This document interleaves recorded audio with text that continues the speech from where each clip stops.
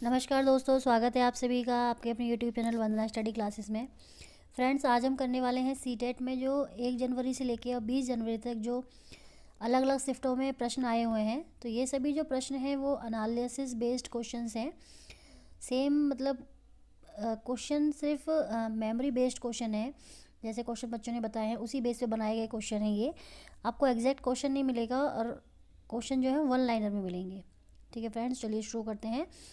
आपका अगर CTET exam जिन बच्चों का आगे होने वाला है उनके लिए ये वीडियो बहुत ही हेल्पफुल रहेगी। उन्हें आइडिया हो जाएगा कि एग्जामिनर जो है किस टाइप के क्वेश्चंस, कैसे क्वेश्चंस पूछ रहा है और किस टॉपिक से ज़्यादा क्वेश्चन पूछे जा रहे हैं। तो चलिए शुरू करते हैं। पहला क्वेश्चन है, बावड़ी का अर्थ क्या है। बावड़ी पूछा है कि बावड़ी क्या होता है। तो बावड़ी होता है एक सीढ़ीदार कुआं, जल भंडारण या संरक्षक की पारंपरिक व्यवस्था। बावड़ी जो है सीढ़ीदार कुआं होता है एक, जो जल भंडार मतलब पुराने समय में जो है जल का पानी को स्टोर करने के लिए बावड़ी का यूज़ किया जाता था। आगे है, बच्चों का प्राथमिक सामाजिकरण घटक कौन सा है। बच्चों का सबसे पहला पूछा गया सामाजिकरण। तो बच्चे का सबसे पहला समाज कौन सा होता है, इजी क्वेश्चन है, परिवार होता है। बच्चों का पहला सामाजिकरण कहाँ से शुरू होता है, तो उसके परिवार से ही शुरू होता है। अगला है, कोलबर्ग ने कौन सा सिद्धांत दिया है। तो कोलबर्ग ने जो सिद्धांत दिया है वो नैतिक विकास का सिद्धांत दिया है, सभी जानते हैं। अगला है, 8वीं अनुसूची की 22 भाषाओं में कौन सी भाषा सम्मिलित नहीं है। 8वीं अनुसूची में संविधान में 22 भाषाएं सम्मिलित की गई थी और पूछा गया कौन सी भाषाएं नहीं हैं। तो फ्रेंड्स, मैंने डायरेक्ट आंसर लिखा है क्वेश्चन के बेस पे कि इसका सही आंसर ही हो जाएगा। तो इसमें अंग्रेजी भाषा नहीं थी। और कौन कौन सी भाषाएं थी, आप ये भाषाएं एक बार देख लीजिएगा, चाहे स्क्रीनशॉट ले लीजिएगा। जैसे कि इन भाषाओं के अलावा कोई और आपको ऑप्शन में आंसर मिला अगर मिले तो उसका मतलब वो नहीं होगा। तो 22 भाषाएं थी, पंजाबी, संस्कृत, संथाली, तमिल, तेलुगु, उर्दू, असमिया, बंगाली, डोगरी, गुजराती, हिंदी, कन्नड़, कश्मीरी, कोंकणी, बोडो, मैथिली, मलयालम, नेपाली, मणिपुरी, मराठी, उड़िया और सिंधी। ये 22 भाषाएं जो 8वीं संविधान की 8वीं अनुसूची में शामिल की गई थी। अगला प्रश्न है, चांगपा जनजाति कहाँ रहती है। तो चांगपा जनजाति रहती है फ्रेंड्स, वैसे चांगपा जनजाति रहती है भारत के लद्दाख में रहती है। लेकिन जो बच्चों ने बताया कि जो क्वेश्चन में था वो लद्दाख जो है कहीं भी नहीं था ऑप्शन में, वहाँ था ठंडा रेगिस्तान। तो ध्यान रखिए, सभी को पता है कि ठंडा रेगिस्तान भारत में कहाँ पे है, तो ये है लद्दाख में, लेह या लद्दाख में। तो इसका आंसर हो जाएगा ठंडा रेगिस्तान। अगर ऑप्शन में लद्दाख होता या लेह होता तो लेह और लद्दाख आंसर हो जाता। अगला प्रश्न है, चांगपा जनजाति के लोग अपनी बकरियों को कहाँ रखते हैं। बकरियों को या जानवरों को या भेड़ बकरियों को पूछा जाए तो चांगपा जनजाति के लोग जहाँ पे अपनी भेड़ बकरियों को या जानवरों को रखते हैं उसे लेखा कहा जाता है। ध्यान रखिएगा, लेखा उस जगह को कहते हैं। एक प्रश्न है, एक बच्चे की भाषा विकास में दूसरों के साथ संप्रेषण करना महत्वपूर्ण है। यह कथन किसका है। मतलब एक बच्चे की भाषा के विकास में दूसरों के साथ संप्रेषण करना महत्वपूर्ण है, तो यह कथन किसका है। तो ये वाइगोत्स्की ने कहा है, क्योंकि वाइगोत्स्की ने कहा है कि बच्चे जो है दूसरों की मदद से ही सीखते हैं। सामाजिक सांस्कृतिक सिद्धांत जो दिया था वाइगोत्स्की ने। अगला है, किसने सामाजिक रचनावाद दर्शन पर बल दिया। इंपॉर्टेंट क्वेश्चन है, सामाजिक और रचनावाद। तो सामाजिक रचनावाद पर बल दिया था वाइगोत्स्की ने। ध्यान रखिएगा, सामाजिक अधिगम पर बल दिया था वाइगोत्स्की ने।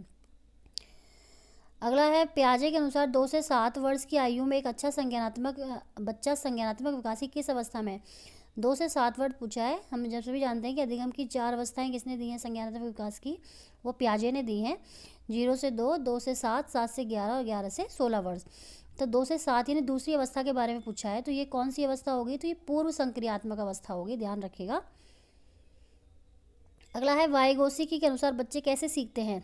वाइगोत्स्की से और प्याजे से एग्ज़ाम में जो है, जो ऑल एग्ज़ाम का रिव्यू देखा गया है उसमें प्याजे और वाइगोत्स्की से फ्रेंड्स अधिक से अधिक क्वेश्चन पूछे जा रहे हैं। तो वाइगोत्स्की के अनुसार जो है बच्चे वयस्कों और साथियों के साथ बातचीत करके, मतलब बड़ों के साथ संपर्क करके बच्चे ज़्यादा सीखते हैं। अगला है, बच्चे सक्रिय रूप से स्वयं दुनिया की समझ का निर्माण करते हैं। यह कथन किसका है। इंपॉर्टेंट डेफिनेशन, और ये मैंने अपनी पिछली कई वीडियो में बताई हुई है। ये किसकी है, ये प्याजे ने कहा है कि बच्चे अपनी समझ से स्वयं अपनी दुनिया का निर्माण करते हैं। ये जीन प्याजे का कथन है। अंतरिक्ष में 6 महीने से ज़्यादा कौन रहा है फ्रेंड्स? ये क्वेश्चन भी आया एग्जाम में कि अंतरिक्ष में 6 महीने से ज़्यादा पूछा है, तो ये रही थी सुनीता विलियम्स। कितने दिन रही थी? तो ये 195 डेज रही थी। इन्होंने 195 दिनों तक अंतरिक्ष में रहने का विश्व रिकॉर्ड बनाया है। अगला है स्वच्छ भारत अभियान कब शुरू किया गया था? स्वच्छ भारत अभियान शुरू किया गया फ्रेंड्स 2 अक्टूबर 2014 को। और किसके द्वारा शुरू किया था? सभी जानते हैं, हमारे प्रधानमंत्री श्री नरेंद्र मोदी जी के द्वारा।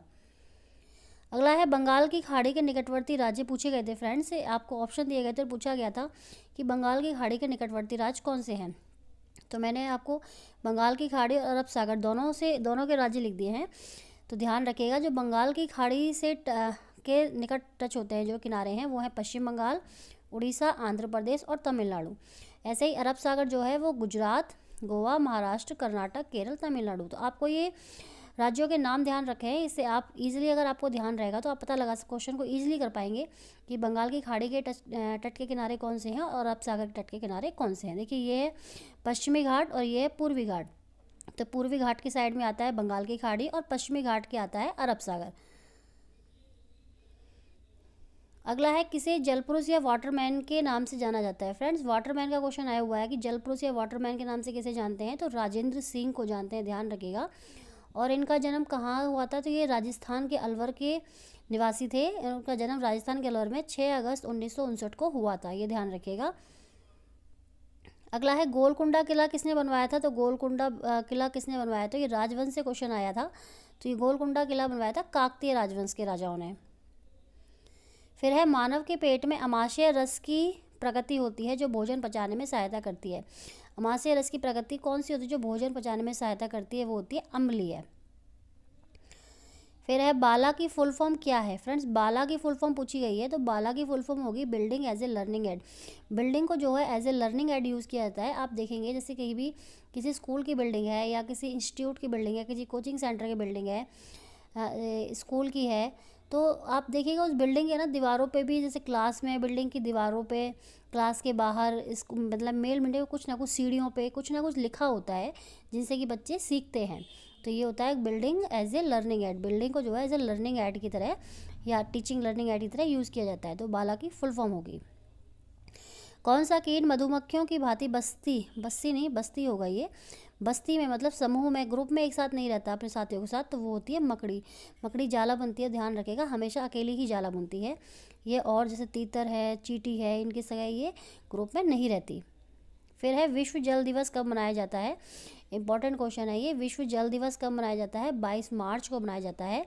ऐसे ही पृथ्वी दिवस पूछ लिया जाए 22 अप्रैल को। पर्यावरण दिवस है 5 जून को। तो ये यहाँ दिवसों से भी एक क्वेश्चन कंटिन्यू पूछा जा रहा है एग्जाम में। अगला है विद्यार्थी के प्रभावी अधिगम के लिए उसकी डैश की भागीदारी की आवश्यकता है। मतलब विद्यार्थी अच्छा सीखे तो उसकी कैसी भागीदारी की आवश्यकता है? तो फ्रेंड्स, इसके लिए होगी विद्यार्थी की सक्रिय। ऑप्शन में शायद निष्क्रिय, आपको आंशिक या इस तरह के ऑप्शन मिलेंगे, तो ध्यान रखिएगा हमेशा सक्रिय भागीदारी की आवश्यकता होती है विद्यार्थी की जो सीख रहा है।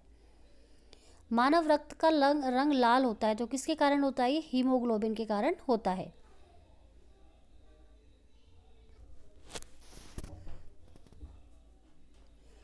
अगला है मिनी माता रोग किसके कारण होता है? तो मिनी माता रोग जो है पारा के कारण होता है। मिनी माता रोग जो है समुद्र में एक वो पाया जाता है, सबसे अधिक धातु कौन सी पाई जाती है? पारा। तो समुद्र के जो भी जीव है, मछली वगैरह जो लोग खाते हैं, उनको ये मिनी माता रोग होने के चांस ज़्यादा होते हैं। फिर गुलाबी क्रांति पूछा गया था। गुलाबी क्रांति किससे संबंधित है? तो ये मांस एवं पोल्ट्री से संबंधित है। क्रांति से कम से 10-12 क्रांतियाँ आप एक बार पढ़ लें तो इससे आपका एक क्वेश्चन गलत नहीं होगा। जैसे नीली क्रांति, अगर नीली क्रांति पूछ लिया जाए तो नीली क्रांति मछली उत्पादन से संबंधित होती है। पीली क्रांति पूछा जाए तिलहन के उत्पादन से।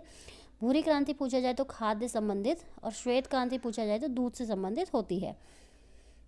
फिर है राष्ट्रीय समुद्र विज्ञान संस्थान कहाँ पर स्थित है? तो ये है गोवा में।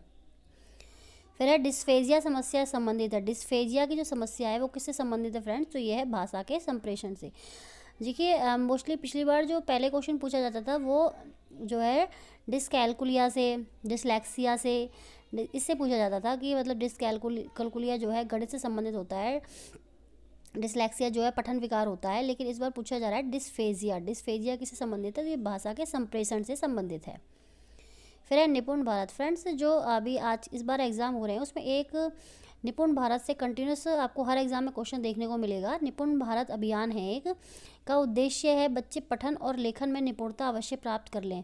जब बच्चे किस कक्षा में पहुंच जाए ये पूछा गया है।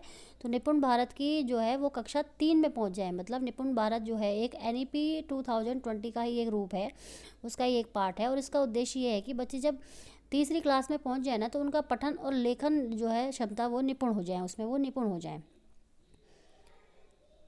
फिर है लहसुन का कौन सा भाग खाया जाता है, पूछा गया है। तो तना खाया जाता है। ऐसे ही आपसे अगर प्याज का पूछ लिया जाए या आलू का पूछ लिया जाए तो इनका भी तना भाग ही खाया जाता है। फिर है हमारे देश के किस क्षेत्र में लोगों को रहने के लिए तिकोने टेंट को रेवो कहते हैं और जानवरों के रहने की जगह को लेखा कहते हैं। देखिए फ्रेंड्स, ये क्वेश्चन कई शिफ्टों में घुमा फिरा के पूछा गया है कि जो किस क्षेत्र में लोग हैं जिनके रहने के जो तिकोने टेंट हैं उसको रेवो कहते हैं, और जो उनके जानवरों के रहने की जगह है उसको लेखा कहते हैं। तो हमने इससे ऊपर भी स्टार्टिंग में ये क्वेश्चन किया था। ये जगह कौन सी है, लेह और लद्दाख। अगला प्रश्न है केंद्र शासित प्रदेशों का समूह है। एक क्वेश्चन केंद्र शासित प्रदेश से पूछा जा रहा है। केंद्र शासित प्रदेशों का कौन सा समूह है, कौन सा केंद्र शासित प्रदेश में शामिल नहीं है। तो आप ध्यान रखिए, केंद्र शासित प्रदेशों के नाम टोटल आप देख लीजिए एक बार, इससे कि आपको ध्यान रहेगा कि ये केंद्र शासित प्रदेश हैं, और इससे अगर कोई ऑप्शन आता है तो वो आपका गलत हो जाएगा। फिर कौन सा है, दिल्ली।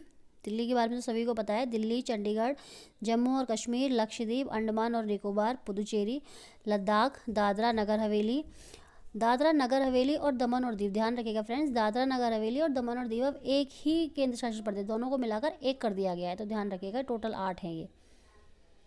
अगला प्रश्न है जेंडर की समझ को बच्चे को किस आयु में आ जाती है, मतलब जेंडर जो है लिंग है वो उसकी समझ बच्चे को किस आयु में आने लगती है। तो ये 4 से 5 वर्ष की उम्र में बच्चे को समझ में आने लगता है।